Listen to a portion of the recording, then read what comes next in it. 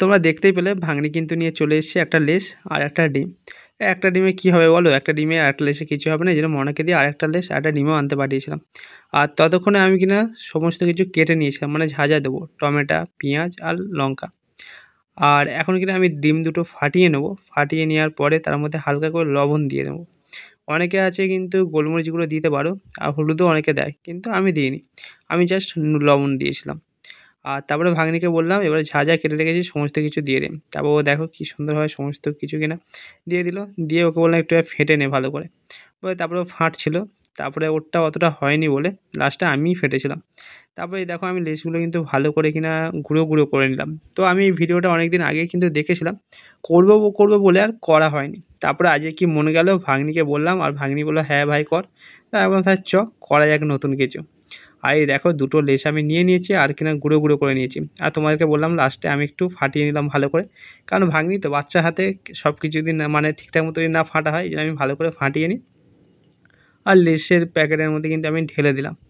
আর ভালো করে ঢেলে দিয়ে এবার কিন্তু আমি মুখটা সিল করে দেবো। সেটা হচ্ছে একটা দেশলাই কাঠি জেলে আর ভালো করে মুখটা সিল করে দেবো। আর তোমাদেরকে দেখালাম ভেতরে গেছে একটু, কিন্তু নাড়িয়ে চাড়িয়ে আমি নিয়েছি সেটুকু। আর এবারে একটা দেশলাই ধরিয়ে লাইটার দিয়ে হালকা করে, আর মুখটা এমনভাবেই সিল করতে হবে যাতে কিন্তু গরম জলে দিলে যাতে কিন্তু না যেন মুখটা খুলে সব কিছু বেরিয়ে আসে। এই দেখো আমি কিন্তু ভালো করে সিল করে নিয়েছি।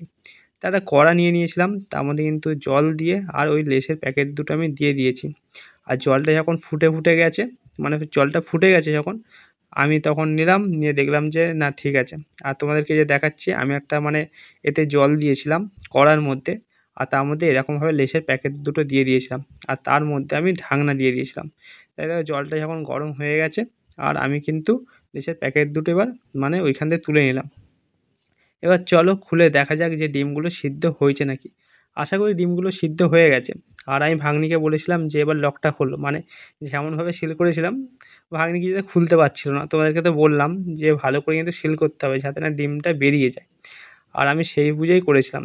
আর এই দেখো কি সুন্দর বেরিয়ে গেছে মানে অমলেটটা, আর ডিমের অমলেটটা। এটা অমলেট ঠিক বলে না, এটা বলে ডিম সিদ্ধ। এটা যদি আরেকটা আমি যদি কড়াতে মানে তেল দিয়ে ভাজতাম তো মানে খেতে আরও সুন্দর হতো। তো আমার ঠিক মনে ছিল না, মানে আমি ভাবতে পারিনি। তো তোমাদেরকে এখন আমি ভিডিওটা এডিট করতে আমার মনে পড়লো। তো পরে এবার যখন আমি বানাবো এটা, তখন কিন্তু আমি অবশ্যই মানে ডিমগুলোকে ভাজবো। আর তোমাদের বলে দিই, এর মধ্যে কিন্তু লেসের কোনো মানে ছিল না, মানে কোনো টেস্ট ছিল না। কিন্তু ডিম সিদ্ধটা করেছি, ওইটারই আমি স্বাদ পেয়েছি। আর এই দেখো খাচ্ছি, খেতে মোটামুটি হয়েছে, অতটা কিন্তু ভালো হয়নি। কিন্তু আমি যদি এটাকে ভাজতাম তো আমার মনে হয় তখন মনে হয় আরও সুন্দর হতো খেতে। আর ঝাল ঝাল হয়েছিল, খেতে কিন্তু দারুণ হয়েছিল। আর দেখতে পাচ্ছ কী সুন্দর মানে পিস পিসও করা যাচ্ছিলো। আর এখানে মনা, আমি সবাই মিলে বাড়ির সবাই মিলে খেলাম। তো অনেক দিন ধরে ভিডিও দেখছিলাম, নিজে আর বানানো হচ্ছে না, তো অবশেষে বানিয়ে ফেললাম লেস দিয়ে আর ডিম দিয়ে অমলেট।